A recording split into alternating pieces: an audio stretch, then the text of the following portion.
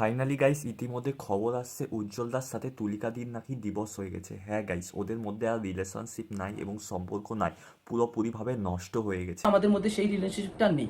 আমরা দুজন যে বিয়ের বন্ধনে ছিলাম সেই সম্পর্কটা আমাদের মধ্যে আর নেই। আজ থেকে 1 বছর আগে আমাদের দুজনের মধ্যে ডিভোর্স হয়ে গেছে। আর উজ্জ্বলদা কিন্তু আবার নতুনভাবে জীবন শুরু করতে যাচ্ছে।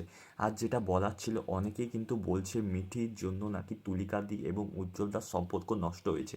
আমি মেনলি বলতে চাচ্ছি এটাই, যে সত্যি কি মিঠির জন্য ওদের জীবন নষ্ট হয়েছে সেটা মেনলি আমি জানি না, কিন্তু হ্যাঁ, কারোর ব্যাপারে না জেনে এই সমস্ত কিছু বলাই উচিত না। কারোর জন্য যেমন কারোর জীবন থেমে থাকে না, সেরকম তুলিকাদি বা ওদের যে সম্পর্ক নষ্ট হয়েছে, আবার কিন্তু উজ্জ্বলদা নতুনভাবে জীবন শুরু করতে যাচ্ছে।